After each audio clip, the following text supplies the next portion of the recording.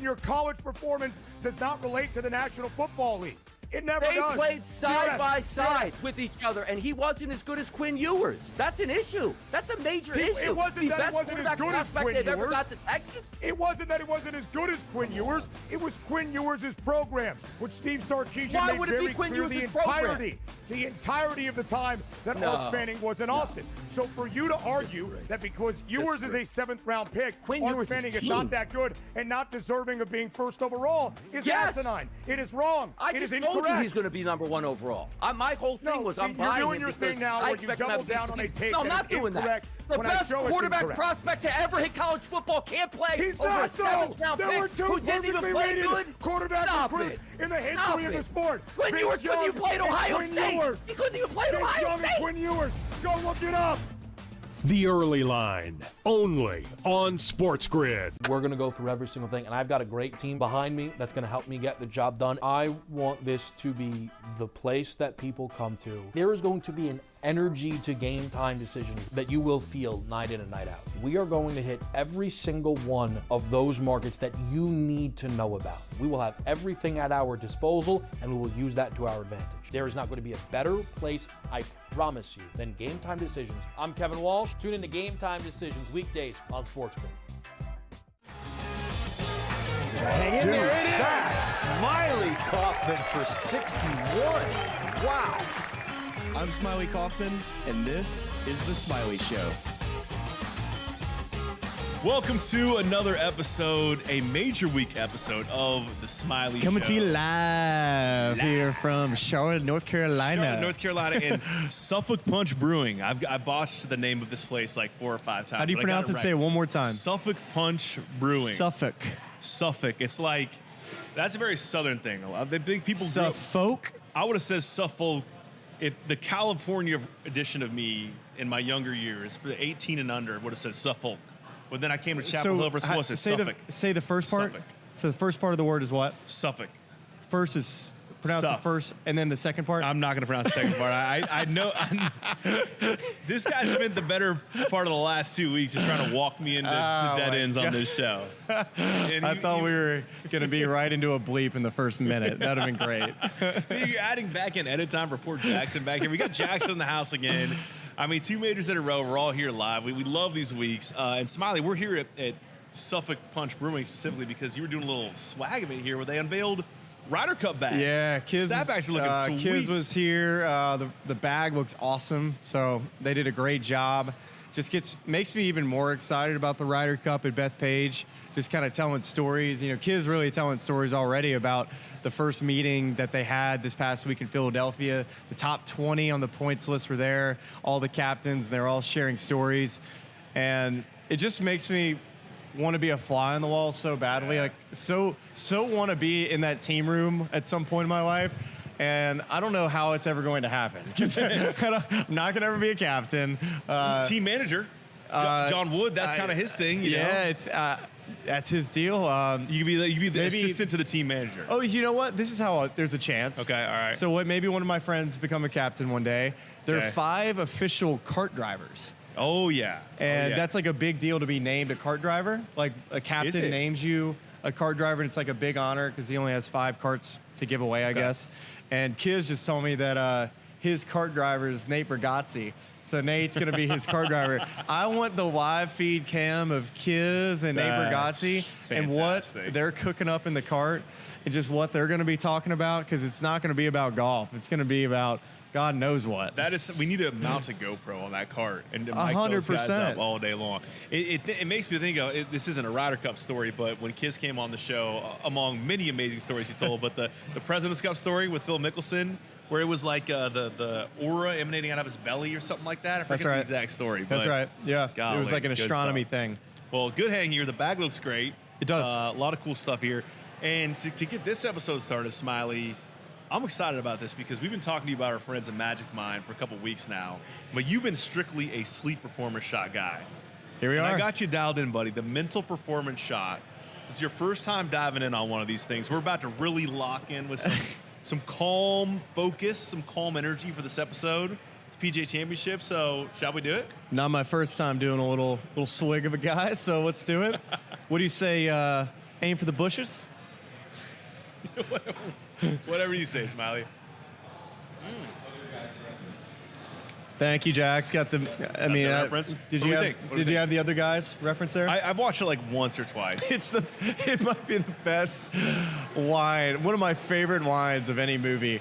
Samuel L. Jackson and The Rock, sitting on top of a 40-story building, and the dudes. I know you've probably seen the movie. You know, they zip line down off of it, and they're like, "Ah, man, aim for the bushes." There goes my hero. Next thing you know, bam! It's straight into the funeral. What, doesn't Will Ferrell drive a Prius in that movie? Yes, there's so many great things. We're really bringing this back all the way around and tie it into our show. Okay, how was the shot? It tasted amazing. Let that thing kick in and report. I'll report back in like 15 minutes. How's that sound? Well, you're going to get the most clear, most calm energy major championship preview that's ever been done in the history of the show. Absolutely. Based on that alone. Yeah, I needed this. I texted you guys complaining this morning because I think I got maybe 3 hours of sleep last night. Ooh. But we had to get on the road. We had to get down here to do a preview. And we had Magic Mind back in that. So let's get into this show. Come on, let's get involved. Here is where we should start. First of all, the Elias Sports Bureau. I don't know if you remember last year of Valhalla. They're hitting me with all the good stats. Got some good ones for Pinehurst too. So I think we should set the table for this week with the course itself and then what's unique about it, because we see it just about every year on tour. But there's some unique portions of it this week because of the weather we received. So all of this via Elias Sports Bureau. Quail Hollow Club is hosting the PGA Championship for a second time. Also hosted in 2017. Of course, that was in the fall.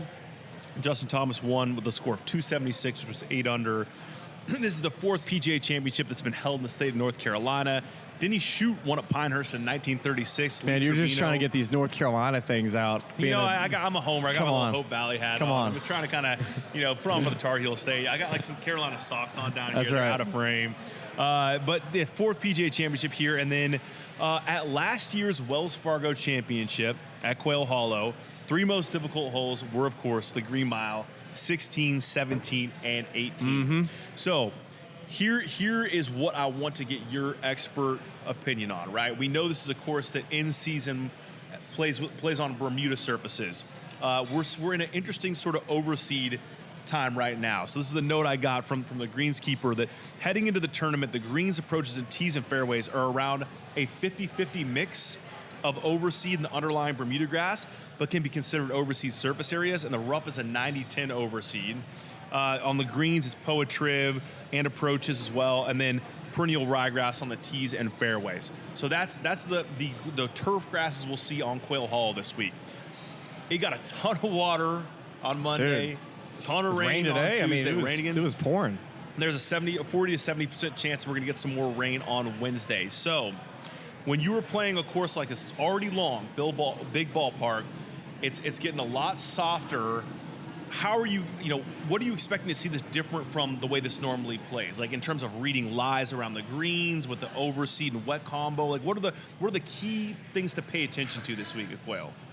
Well, luckily Quail Hollow has been a course that's drained very well, and from what I've been told, the sub-air has been humming out there. They've been trying to just suck up as much moisture as they possibly can, but everybody's familiar with Quail Hollow, this is a golf course that not only these players are familiar with, you're familiar with it, fans, all you that are watching the show, everybody knows Quail Hollow. There's going to be no surprises, in my opinion. It's going to feel like a PGA Tour event, just happens to have different graphics, different logo, and a bigger trophy on the line this week. And I think it's going to firm up as the week goes.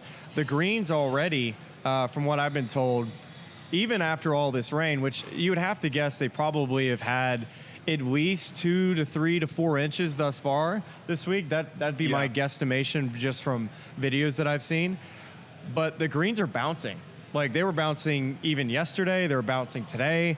So as far as just whether we expect Thursday and Friday to have, just the overall firmness, I think you'll see the balls bouncing on Thursday and Friday on the greens. And what does that mean? Well, let's say this was a course where the sub-air wasn't great, the greens weren't getting firm. Then you would say, all right, this kind of brings in a lot of players that maybe, hey, they're hybrids, they're 4 irons, they're 5 irons, they're, the middle long irons. Maybe they're holding on Thursday and Friday to where they're up top of the leaderboard, and, for the most part, they can go out and not have to, shoot something crazy low on the weekend, where I feel like this golf course is all about how far you can hit it, how high you can hit it, and I think it's a very limited amount of players that can win this event. I would be surprised if we saw, an unexpected winner this week. This just feels like it's going to be a top runner week, and that's my feeling already. It's a top-heavy, sort of odds board, and we're going to get into some of those names. So there are a lot of them that all have a legitimate chance of winning this championship. Who's getting more shade right now, Quail Hollow or Valhalla? Because they're haters. Yeah. I think they're just. I think generally we need to discuss Quail Hollow as a venue. Yeah. Is it more so that we see it too much, and if we didn't see it quite as much, we'd be like, oh, I can't wait to see what they've changed at Quail Hollow? I think there's this phenomenon where people love to hate on Tom Fazio.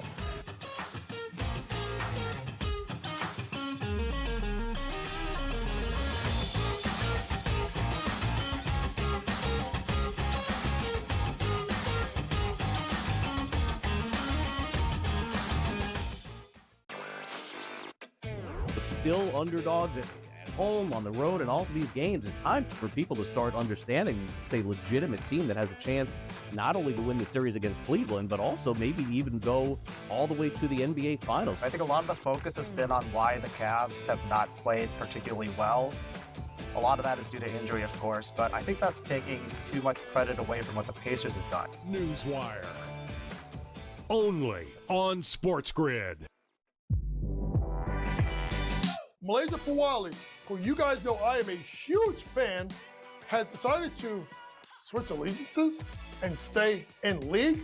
And now she's going to go play for Kim Mulkey.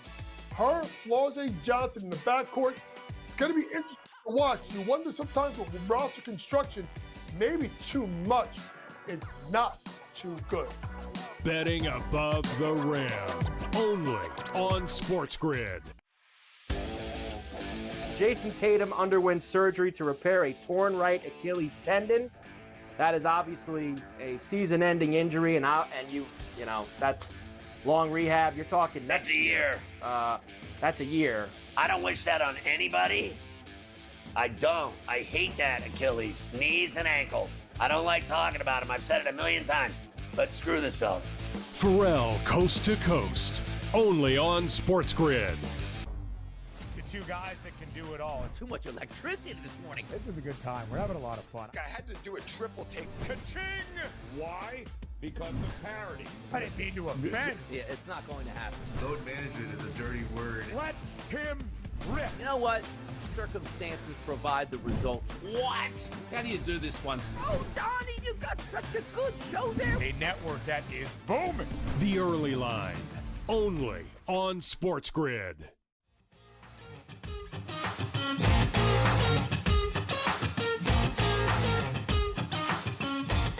I feel like Tom Fazio is. I understand why. I mean, some architects really resonate with you as someone who plays golf or someone who appreciates architecture. Some architects won't. It's the same thing as like a painting. You're going to like some artists, you're not going to like some artists. But there is like a lot of focused hate towards Tom Fazio that I don't understand. Every Tom Fazio course I've played, I've really enjoyed. I think that the work that he did here, because this was originally a George Cobb design, coming right off of George Cobb designed the par 3 course at Augusta National originally. So George this was Cobb also, I think, did Vestavia's par 3 too. He was a prolific architect in the South for a number of years, and so this was, and then Fazio came in and did a number of renovations, and I think that there was some sort of distaste for that. Maybe it feels less natural than it did before. But for me, I think you have to really look at it in the sense of what were they trying to do here? Like if you're trying to build a big stadium venue that can host huge PGA Tour events, that can host major championships, it's going to be hard to get better than the blueprint that Quail Hollow laid out. And not only like they did it back in the 60s, and they've modernized it to where it is now, where I think it really suits hosting these major events. I can understand why you look at the course and you'd say, okay, there are certain things that are, I don't know, too tricked up for me, or too, sort of big and contrived, they feel less natural. But for me, I feel like it's a great venue for, any major championship golf. I think that, I mean, Valhalla last year suffered from, it was wet early in the week. It was too soft. It was too soft. And they just didn't really have any good defense system. Yeah, well, but this course, opposite. Also, for me, I've only played here once with our good buddy Taylor Zarzer. It was good to hang out with him. I forget which birds we played from, but it was, and my driver was all over the place that day. But it was like, if you found fairways, you could have shorter clubs in, and you could have a chance to score. But if you're hitting it all over the place, you're behind trees, you have long irons in, like it is tough to score. And those green complexes aren't all straightforward. I mean, it is an exacting challenge, and it fits a major championship venue. I think Quail Hollow is, first off, I played Wells Fargo a couple different times. Yeah. I always loved the golf course. I thought it was a tremendous venue, and I agree with you. People hate to hate. And if there were things that I would do to the golf course, there are improvements I think they could make. Like, I think the long par 3 fourth hole that's down the hill, like, are super real. I don't really love long par 3s. I agree, yeah. So I never really thought that was necessarily my favorite hole. I think is it 4? Was that 4? It goes 1, 2, 3, 4. It's in the early sequence. And it's 6. It's 6 that I'm thinking of. And it's sort of a tough cover, like the green goes away from you. You got to cover a front bunker, and it's kind of a narrow green. So 6 is the long par 3 down the hill. Then 7 is the long 5. I actually have a little thing over here. So they tried to redo the 8th hole, and they never really have gotten it right. That drivable par 4, I think that's probably one of the weakest holes on the course. It used to, if I recall, it dog-legged a little bit to the right, and they made it a much straighter hole, kind of in that no man's land for drivable. It's not really drivable for most players, but Rory McIlroy, it's like perfect for. Yeah. It'd be cool to see them move some tees around there. That green's okay, not great. 9 they've lengthened this year to 530 yards, which is the longest par 4 in PGA Championship history. And then 16th is also very long too. 16th is playing 529 yards of par 4 this year. And I think like 2 other holes I think could use just a little bit of improvement. I would go to that 15th hole, the par 5, that kind of goes, it just is a weird par 5 to me. It's kind of bends you multiple ways. You got to go back up the hill, the bunker in the front. The tee shot's so important to hit that fairway, to have a chance to go to the green. You have this hanging lie onto this like big upslope. It almost feels like it's just not a great hole to me. 15. So let me ask you this then, because I think some of the shots that they ask you to hit are maybe unnatural for a day-to-day golfer. But do you think there's any value in asking those questions of the game's elite, and maybe questions they don't get asked on a week-to-week basis on the PGA Tour? Just that it's they're long hole. Like, I just looked up the yardage. Hole 6 this week, the par 3 is listed at 249 yards. That's 6 is the one I was talking about. Do you think that there's any value in asking more difficult and more interesting questions of these players for a major championship week than on a week-to-week basis on tour? Well, I think what makes a good golf course and a good venue is a good mix of short holes, long holes, par 3s that have varying clubs. Like, I don't want to hit the same club in my bag throughout the day. I think if you use your entire bag, that's a good test, to challenge a player. And I think too much on this course, you're kind of using the middle to the top of your bag, and not enough where I think the wedge shots and the short iron shots have enough intrigue and enough challenge to where it's, the par 3 fourth hole, it's only 160 or so yards, and it's a fairly 184. It's a 2-section green that's kind of big, but there's not enough trouble around to really lurk in a viewer, but also to really make a player feel like, oh gosh, I could make 5 here. So I think that would be the complaint from golf course architecture snobs or players or people that want to see change. You would just try to make it to where maybe make some of the par 4s that are in that medium length or shorter length, a little bit more challenging. Like, I think the 3rd hole is fantastic, which is it's like a dead straightaway par 4. 483 yards. That's a very narrow tee shot. If you have to hit this green, you have to hit this fairway to be able to hit on this green, because the bunker cover is short, and it's a very slopey green at number 3. But 16 is a great example of a hole that it's like, because the tee shot so much favors a long player, and the green doesn't really have like too much going on. It's a massive green. It's sloped back to front. It's a very, very hard hole, mainly because of its length, but it doesn't ever feel like it gets you off of your chair as a viewer, where you're, have this crazy amount of intrigue. 17 and 18 do a perfect job of it. Yes. 16 is just challenging, mainly due to its length. Yeah, I think those two finishers, I know the Green Mile is 16, 17, 18. Those are the three most difficult holes on the course. But I think 17, 18 for me is really what I enjoy, that flourish of a finish. And I think they both are, that dramatic par 3 where if you're trying to work the ball left to right, you got the water there on your left. I mean, right to left, I'm sorry. And then just 18 with the creek kind of running through on the left side, bunkers on the right side, and you're turning right to left, and just all the things you're thinking about with the way that's framed off the tee. I think all the critiques you're making are absolutely fair, but I also think that it's almost, at this point, it's like almost PGA Tour major championship golf course design in a lab rather than something that was, like going back to last week, an A.W. Tillinghast 1922 creation that still has a sort of charm and polish around it, but at 7,100 yards, it's not really going to challenge guys a ton.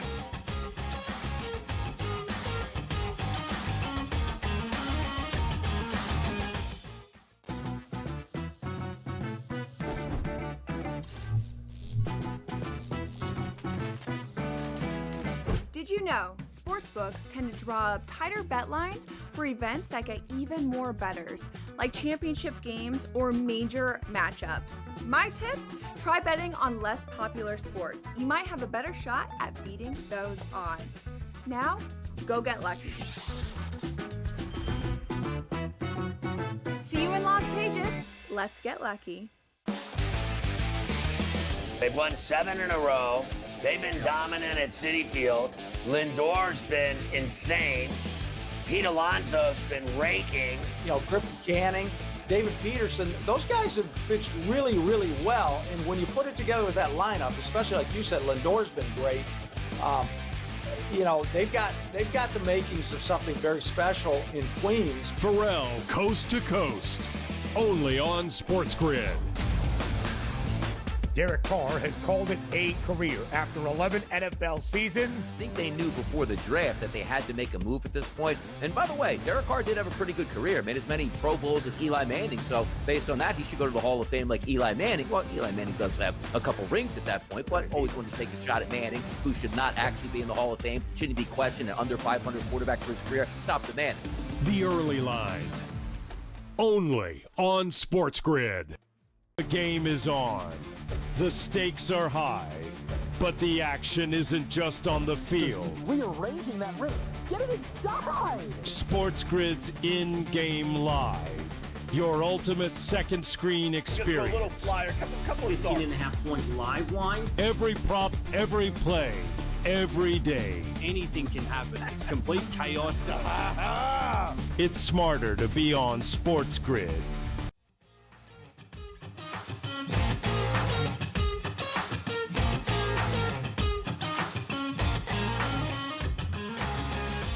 Smylie, it is now time, with the help of another one of our friends, Ahead, to stitch it all together. And this is where we're going to stitch together. Well, we need to stitch it together. We're going to need to stitch it together right now because we have a list of really the top of the odds board here, our favorites, to win this tournament, and maybe some nuggets about each, just talking about pros and cons, their fit at this golf course. We did a little bit of this last week, but really kind of diving in now that we're here during Major Week. So Ahead is a strategic partner for enterprise clients, helping them navigate the path toward digital transformation. Much like an expert caddy, reading the course ahead and providing the winning combination of technology and execution, Ahead takes a cross-domain approach to solving complex problems, integrating solutions across the technology stack, and bridging the old with the new. A little bit of old with the new at Quail Hollow. Yeah, there you go. Brought us into the Tom Fazio era.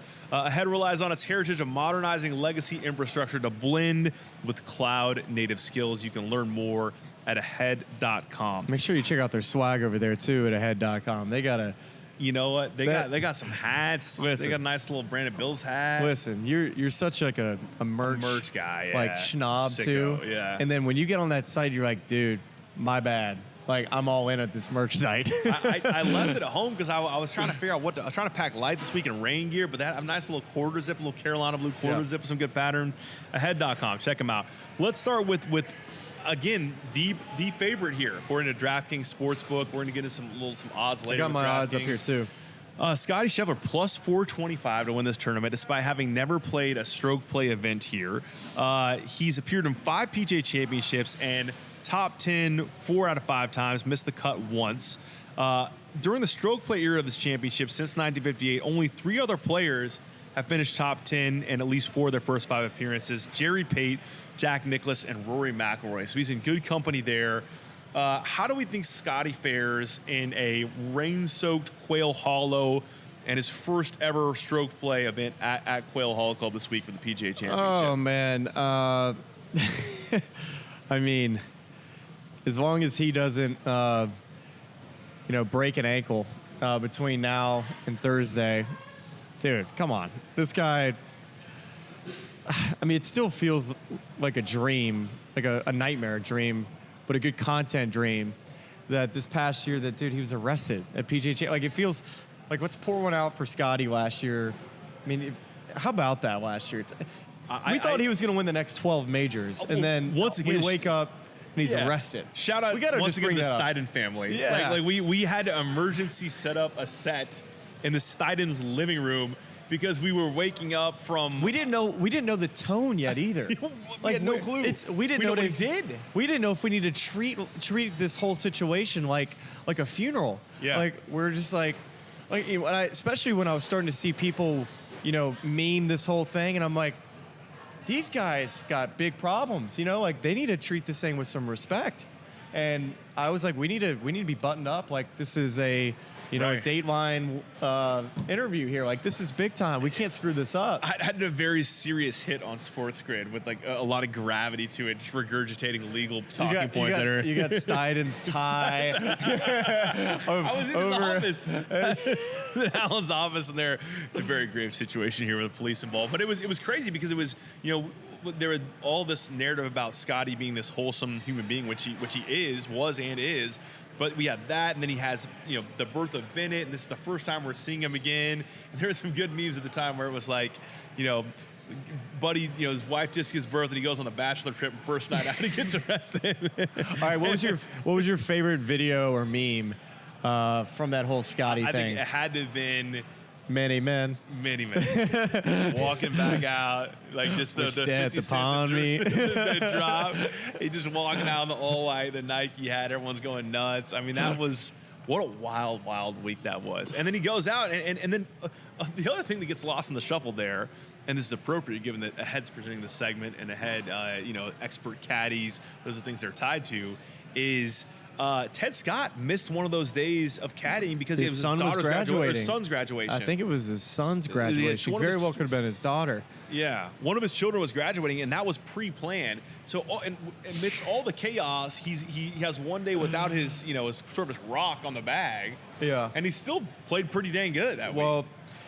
It really was just fascinating because he started out the week, he holed out an eagle on the first hole at Quail, and I think when you and I were sitting there watching all the coverage that morning, I think many of us felt that there was no way that he could play golf that day. And what right human felt like they could play golf that day, going through something like that.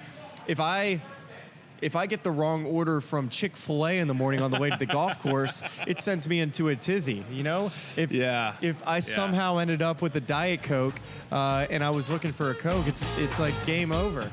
Michael Collins. That was a little drop by. A little shout out. A little drive-by from Michael Collins. We need to play the Mini-Man music from Michael Collins.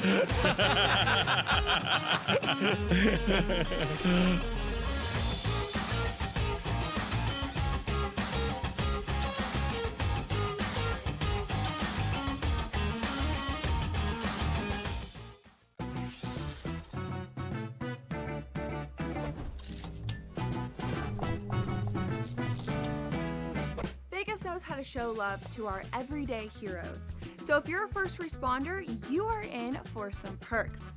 Lots of hotels and casino offer big discounts to any first responders who can show valid work or volunteer ID. So treat yourself to a discounted stay. You deserve it. See you in Las Vegas. Let's get lucky. Still underdogs at home, on the road, and all of these games. It's time for people to start understanding a legitimate team that has a chance not only to win the series against Cleveland, but also maybe even go all the way to the NBA Finals. I think a lot of the focus has been on why the Cavs have not played particularly well. A lot of that is due to injury, of course, but I think that's taking too much credit away from what the Pacers have done. Newswire. Only on SportsGrid. Derek Carr has called it a career after 11 NFL seasons. I think they knew before the draft that they had to make a move at this point. And by the way, Derek Carr did have a pretty good career, made as many Pro Bowls as Eli Manning. So based on that, he should go to the Hall of Fame like Eli Manning. Well, Eli Manning does have a couple rings at that point, but always wants to take a shot at Manning, who should not actually be in the Hall of Fame. Shouldn't be questioned, an under 500 quarterback for his career. Stop the man. The Early Line. Only on SportsGrid. The game is on. The stakes are high. But the action isn't just on the field. He's rearranging that rim.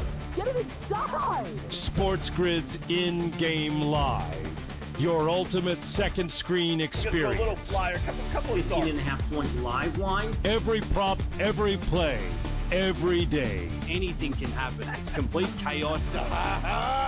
It's smarter to be on SportsGrid.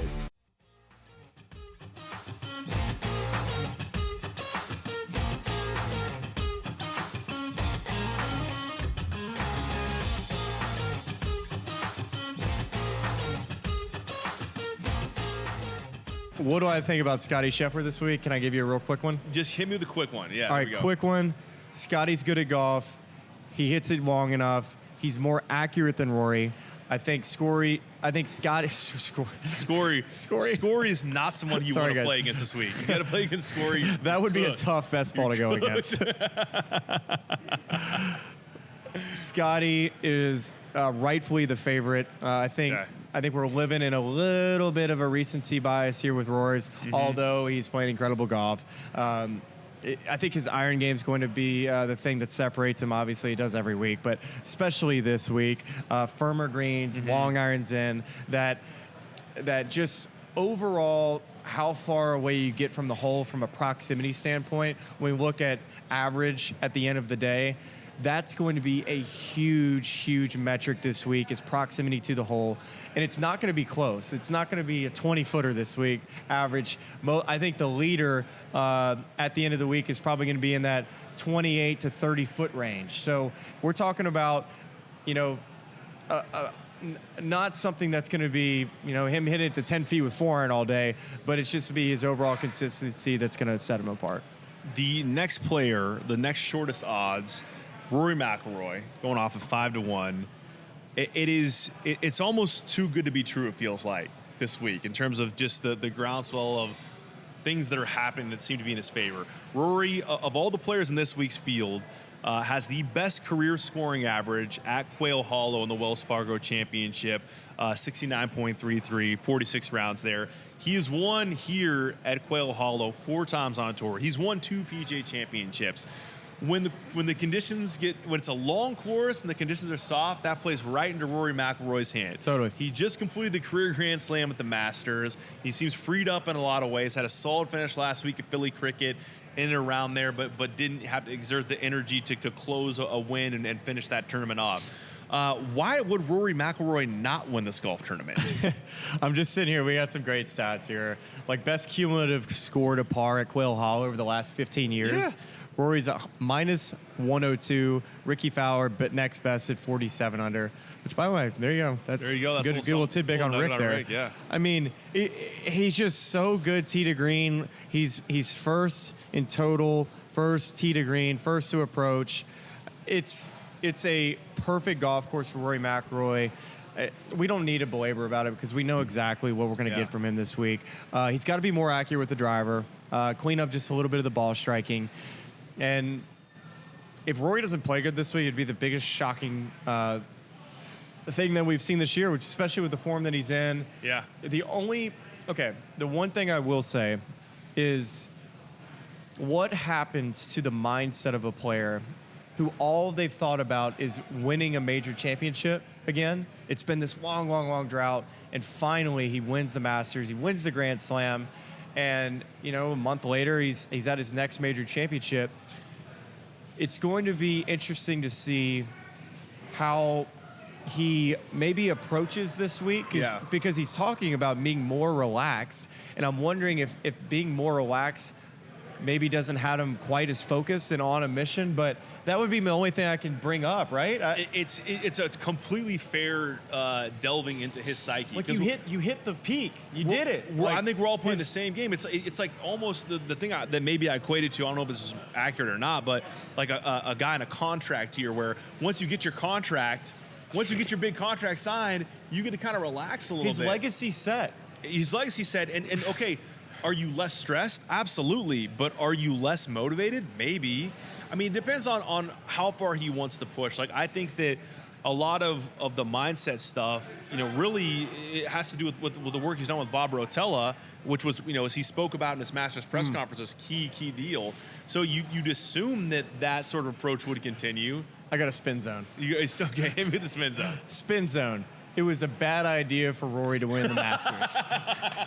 That was a terrible idea because Rory should not have won the Masters. He would have won double the amount of the majors at the end of his career. He would have been challenging Jack Nicklaus for his major count if he didn't win the Masters. Now, terrible. He's off to the sunset. He's cooked. Stick a fork in it. He's probably gonna miss the cut That's the spin zone in all this.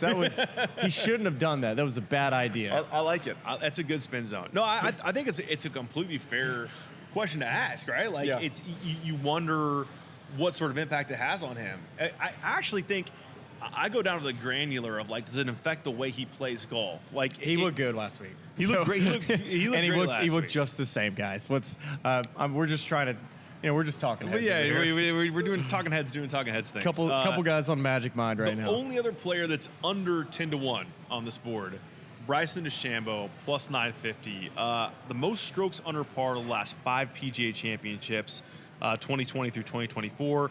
Bryson DeChambeau's at the top of that list. He's 30 under. Scotty's 25. Justin Rose 25. Xander 21, and Victor Hovland 20 under. So has played well in this major. Obviously came up just short last year at Valhalla, and then went on to win the U.S. Open in his next major start. Again, a guy who's really long. If he hits it straight, I mean, he's going to be right up there with Rory and having an advantage over the field. Hits it high. You can hold it on these greens, even if they do firm up, given that sub-air impact. What's Bryson's formula this week? Like, what are you thinking about in terms of the way this course is going to play for him? Dude, he hits his driver so good. He hits it so long and so straight. It's all going to come down to his irons. And it was interesting. I was talking to Kessler. Obviously he will see Patrick Reed, or he'll see. He's caddies for Patrick Reed, and he sees Bryson week in and week out. And I asked him, I said, hey, is there anything with his iron game that you've picked up on that you feel was, maybe something that you've seen over the past year or so of why at Augusta it went off the rails a little bit, or why at times it feels like that's something that's holding him back to winning again major championship? Well, he just won the U.S. Open last year, but besides the point.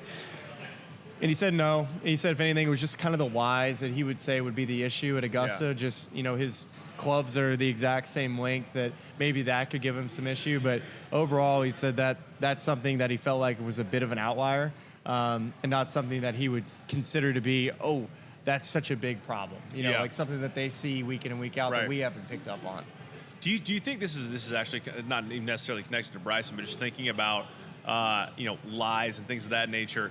Do you think it's going to be live, clean, and place at all? No. They're going to try their absolute best to make it not live. It will not be live, clean, and place. Okay. That place will drain good enough. Okay. There might be some mud balls, but mud ball. Well, we're going to talk about someone who recently discussed mud balls, another major, very soon here. Jordan Spieth going up 50-1. It would represent a second career Grand Slam being completed in 2025 after Rory got it done at the Masters. I was listening to Jordan talk today in his press conference about Gary Williams asked a great question about the major he was least suited to winning, and Jordan said it would be this one now. He said, prior to me winning at Chambers Bay, he said, I would have said at that point in time, the U.S. Open was least suited to my skill set and my game. And then I kind of snuck one in there and won that. So now, yes, it would be the PGA. But he did say that, especially at this venue, he says, I've gained so much ball speed and length since that point in my career to now that I feel so much better equipped to contend at a place like Quail Hollow than I did then. And I think you're just talking about the ball striking where, the good weeks since his return from this wrist injury have been really good, but he's had some ups and downs there, and it's really just going to kind of be, can he keep that driving accuracy in a good place off the tee and then just really have a plus ball striking week into these greens, and then could be in and around it. We talked about it. Like, I think you asked me in maybe the last episode that we had is what is it going to take for Jordan to contend? Yeah. And it's just about just putting it away, man. Just go play golf. Like, just trust that the work that you've done is good enough. And I think maybe not as much experience around this place. He went, I guess it was, what did he do? He went 5-0-0, including 4-0 with JT. This was at the President's Cup. And he finally won a singles match. He had not ever won a singles match in his career because he's just gassed at the end of the week because he always played 5 matches. So different set of circumstances. It's match play. You can be more aggressive. You have a partner, but just goes to show that maybe he can play good on this golf course. And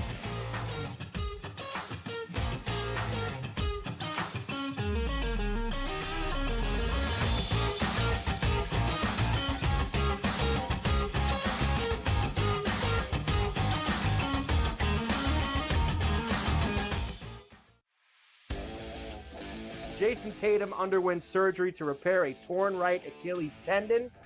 That is obviously a season-ending injury, and that's long rehab. You're talking That's a year.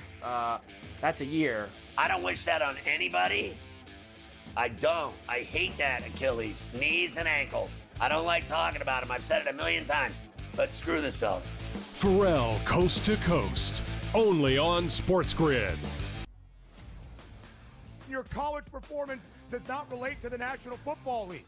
It never does. They played side by side with each other, and he wasn't as good as Quinn Ewers. That's an issue. That's a major issue. It wasn't that it wasn't as good as Quinn Ewers. Ever got to Texas. It wasn't that it wasn't as good as Quinn Ewers. It was Quinn Ewers' program, which Steve Sarkisian made very clear the entirety of the time that Arch Manning was in Austin. So for you to argue that because Ewers is a 7th-round pick, Arch Manning is not that good and not deserving of being first overall is asinine. It is wrong. It is incorrect. I told you he's going to be number 1 overall. My whole thing was I'm buying you're doing your thing now where you double down on a take that is incorrect. The best quarterback prospect to ever hit college football can't play. He's not so. There were 2 perfectly rated quarterback recruits in the history of the sport. Quinn Ewers couldn't even play at Ohio State. He couldn't even play at Ohio State. Quinn Ewers.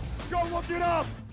The Early Line, only on SportsGrid. We're going to go through every single thing, and I've got a great team behind me that's going to help me get the job done. I want this to be the place that people come to. There is going to be an energy to game time decisions that you will feel night in and night out. We are going to hit every single one of those markets that you need to know about. We will have everything at our disposal, and we will use that to our advantage. There is not going to be a better place, I promise you, than Game Time Decisions. I'm Kevin Walsh. Tune in to Game Time Decisions weekdays on SportsGrid.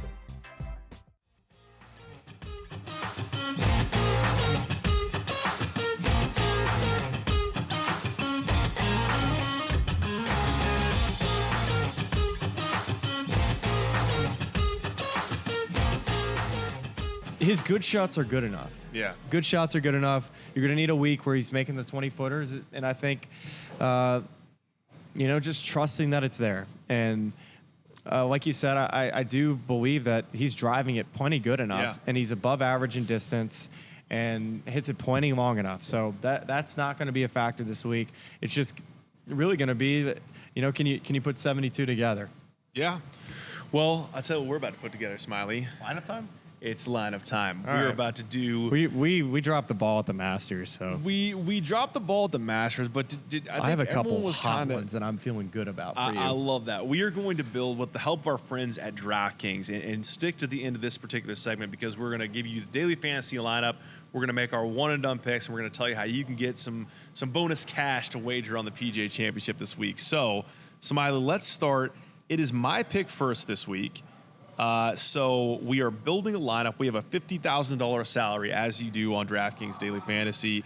And we're going to go through now. So top of the price list, Scotty Scheffler at $13,400. Rory How are we McIlroy going to at do 12.2. this? Are we going to? What do we want to do? What do we want to do strategy-wise here? Can you just tell me who you kind of like right now? Maybe mid-tier, low-tier, top-tier, and then we can just spitball this thing together. Can we start with this? Like JT at 9,900, given some of the guys ahead of him, feels like a really good price for JT. You want to just my first pick, I'm gonna plug in JT. I want you to scroll down for me. Okay, all right. Tell me. And I want you to go find Keith Mitchell. Keith Mitchell. Okay, hold on. Let me. I got a good stat for you on Keith Mitchell, because if this thing ends Thursday, Keith Mitchell he has the Wanamaker Trophy in hand. His scoring average in first rounds this year is, I think, 66 or something like that. It's something silly. It's every week he's at the top of the leaderboard. He's in the last groups. That means something. It means something, I'm telling you. And this is a really good golf course for him. Can I throw you something else at you? I was reading you some stats about lowest scoring average at Quail in the Wells Fargo Championship era. Keith has the 4th lowest scoring average at Quail. That full list, I said Rory was first. Throw Xander Keith second. in our lineup. Jason Day, Keith Mitchell, Max Homa are the 5 in the field this week who have the best scoring average at Quail. So Keith can win this week. Keith's price I truly believe $6,200. That Keith can win this week. I love that pick. All right, so you went with Keith at $6,200. That leaves us an average of $8,475 per player. So that's a nice bit of flexibility. Do you mind if we can we continue to hop on the Shane Lowry bus? I would love to. Are you against that? I know he's not the longest guy, but this dude keeps elevating his game week in and week out, and he's you need a solid dude that is going to be the rock of your lineup. The only thing I wonder is is $9,200 too much to spend on a Shane Lowry? Do we feel like that's about right for this week? Because I'm just looking at guys around him like Tyrrell's at 9,000. I mean, I like Shane more than Tyrrell this week. Yeah, I like Shane more than all of these guys. Yeah. I would say Minwoo is if you liked Minwoo more than Shane, well, I would say if we spend on him, we're going to have to go down. We're going to have to kind of spend. He's Sepp at 8,000, but he's coming off a win. All right, we've done this before. Let's put Shane in now, and if we get in a tight spot, we can always reconfigure the lineup. All right, so we've thrown in. Let's take a look at this now. We have. How do we get back to this roster? All right. Well, you know what? I'm not even going to try to get out of this. So we have JT, we have Keith Mitchell, we have Shane. We have an average remaining salary of $8,233. How expensive are Rory and Scotty? Rory's $12,200. And Scotty's $13,400. Seems like that's a lot of money. It's a lot of money. That's a lot of money. Right now, we basically have half of our roster at $24,700. So it feels like Colin's too short for this week. I mean, no disrespect to Colin, but it feels like it's going to be tough. Do we want? I mean, it feels like you have to take one of Scotty, Rory, or Bryson. Bryson at 11.5 kind of feels like. I mean, I would prefer Rory, but that saves you another $700. You want to plug the big man in there? Just give it a shot. I mean, Bryson or Rory? Bryson. Oh, You want to go Rory? Rory and JT, those are our two guys. Yeah, let's do Rory. Because we have 2 spots left at 6,200. So now let's just go down here and see if there's anyone we like around here before we have to change it up. Okay, can I do a little scrolling here? Yeah, of course. Okay. Lucas Glover's got good history here, but I don't think he had a great week last week. South Carolina guy. Lucas is a player that I like so far. JT Postal's a North Carolina guy. Oh, what about David Puig? Come on. Can you look up some history with Puig? He hits it far enough. What history? Like I don't know. Went Is he from playing good on to Live? Live. Apparently so. If he got a special invite to the PGA. Let's go David Puig. I want to be on record. I have a feeling about David Puig this week, and he has a 7:11 a.m. tee time on Thursday, and Jackson does not know it yet. But I'm going to wake him up at 5:45 a.m. so we can get to the golf course and watch David Puig play golf on Thursday. Man, this is tough. All right, so throw him. What about? Let's throw the Puig man in there. Novak could be sneak. Oh, I like Novak too. That's sneak. See, but now we're like so Lucas. All right, okay, let's look at that lineup. So we have Lucas Glover, Shane Lowry, Rory McIlroy, Keith Mitchell, Andrew Novak, Justin Thomas. That's kind of a good lineup. We like that. Dude, I think you locked that in. All right, let's lock that. We're going to say that right now. Your first instinct is your best instinct. Let's not overthink this.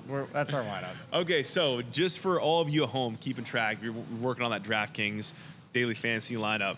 Our most expensive player, Rory McIlroy, at $12,200. Then Justin Thomas, $9,900. Then Shane Lowry, $9,200. Then we go way down the board to find some value plays. Andrew Novak at $6,600. Keith Mitchell at $6,200. And Lucas Glover at $5,900. I like it. You know, I think we're going to need Andrew to show up and show out.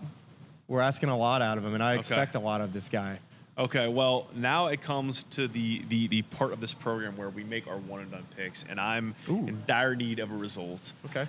And at the end of this segment, we're going to tell you how you can get some bonus bets with the outright odds. We're going to read you here from DraftKings Sportsbook. Can I read it? Do you want to read what do you want to read? The code. You want to read the code? Yeah, give me the next read. I'm gonna do the next read. There's also like a really long disclaimer you have to read as well if you read the code. I thought we were just pressing the button. Well, we don't have the button ready for that yet. We have a new. If you want to try to read the disclaimer, I can do it quick like they do like on the shows. Yeah, that's great. That's great. All right, we're gonna try to do that, but first we have to make our picks. Okay.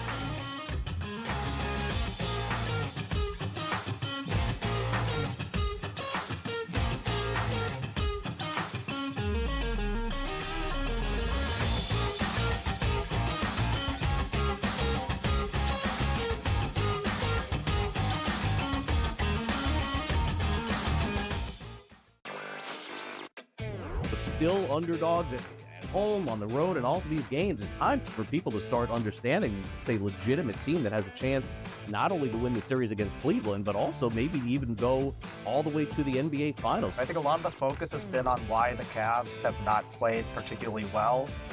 A lot of that is due to injury, of course, but I think that's taking too much credit away from what the Pacers have done. Newswire. Only on SportsGrid. Malaysia Fawali, who you guys know I am a huge fan, has decided to switch allegiances and stay in league. And now she's going to go play for Kim Mulkey. Her, Flau'jae Johnson in the backcourt. It's going to be interesting to watch. You wonder sometimes with roster construction, maybe too much is not too good. Betting above the rim. Only on SportsGrid. Jason Tatum underwent surgery to repair a torn right Achilles tendon. That is obviously a season-ending injury, and you know that's long rehab. You're talking that's a year. That's a year. I don't wish that on anybody. I don't. I hate that Achilles, knees and ankles. I don't like talking about them. I've said it a million times. But screw the Celtics. Pharrell, coast to coast. Only on SportsGrid. Two guys that can do it all. Too much electricity this morning. This is a good time. We're having a lot of fun. I had to do a triple take. Ka-ching! Why? Because of parity. I didn't mean to offend. Yeah, it's not going to happen. Load management is a dirty word. Let him rip. You know what? Circumstances provide the results. What? How do you do this one? Oh, Donnie, you got such a good show there. A network that is booming. The Early Line. Only on SportsGrid.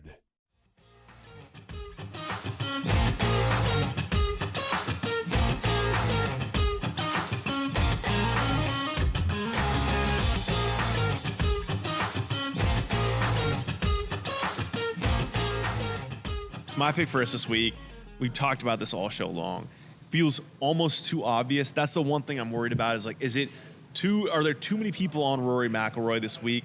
And should I zag?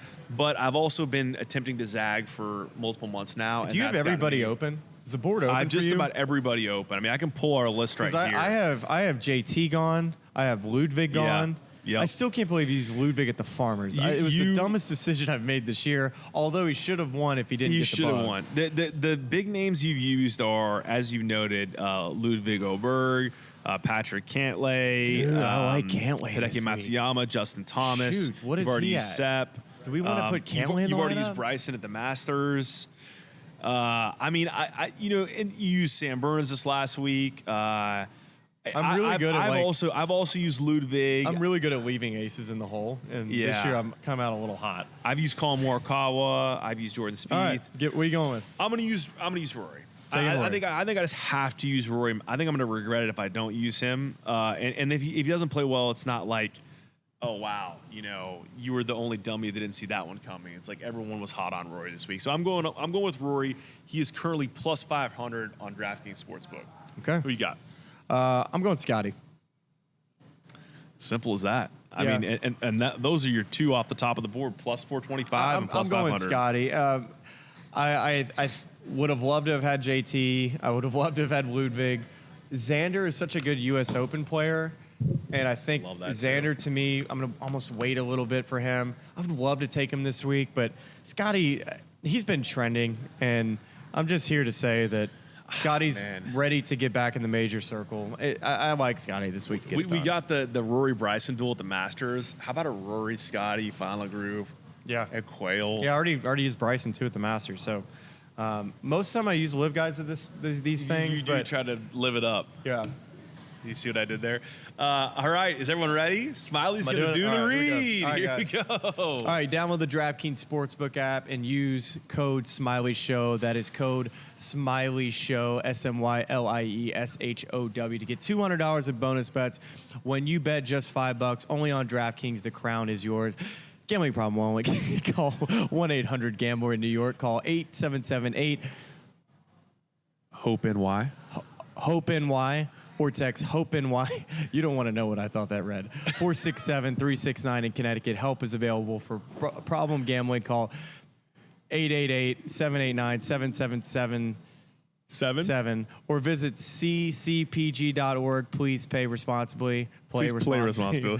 On behalf of Boot Hill Casino and Resort in Kansas. 21 plus age and eligibility varies by jurisdiction. Void in Orlando, Ontario. Dude, I can't read this, man. New customers only. Bonus bets expire 168 hours after issuance. For additional terms and responsible gaming resources, see dkng.com/audio. Actually, I think I mistyped. That's .co/audio. I think we got it. Whatever this highlighted background thing is and how far away it is, I really struggled there. Did you want it? Should I have done it like this? Would that have been better? Yes, I can read that way better. That's good. That's good for me. We both learned something. I'm trying to read the disclaimer. I think we got the disclaimer right. I think. And here's the good news as well: is like people listened to the disclaimer because it was you giving a shot at reading it. So we are disclaimed. We are officially disclaimed. I know how to read, guys. It was really just a bit of a tomato situation. There's a lot of I had to do a lot of editing myself in there. I had to kind of like practice. Also, like Boot Hill Casino and Resort in Kansas kind of comes out of nowhere. Honestly, I don't know what that place is or why it's in there. Of all the places I thought we were going, I didn't think we were going to the Blue Hill Casino in Kansas. Well, there it is. Those are the one and done picks. That's the DFS lineup. Thanks to our friends at DraftKings. What else we got? Final thoughts? Are you? I'm just straight up excited for this week. Like you can say what you want about the venue. You can say what you want about historical place of the major. I think all those names we just talked about, we're gonna have just a party here this week. Just watching good golf and hopefully have a real nice leaderboard coming on Sunday. Yeah, I'm pumped. Let's get it. Y'all be checking out for our daily recap journal. It's gonna be on the 18th hole at Quail Hollow. Yes. It's going to be in the hospitality tent, but who knows? It could be from the 18th green if all things come together. We could be sitting there right on the fringe with a nice view, but most likely it'll be a hospitality tent. Most likely. If we play our cards right, we'll see. We got a great little view of the creek that's, we're going to let Jack style it in tomorrow after he just drinks a few Magic Minds. Big thanks to the good people at Suffolk Punch Brewing and Swag for getting us set up here for the show tonight. And we are excited to talk to you very soon for journals recapping each day at the PGA Championship and a little fun thing on Sunday where we're going to bring you all in live to watch the end of the tournament with us and then get right into recapping it. So thanks so much for joining us. Talk to you very, very soon. Charlotte.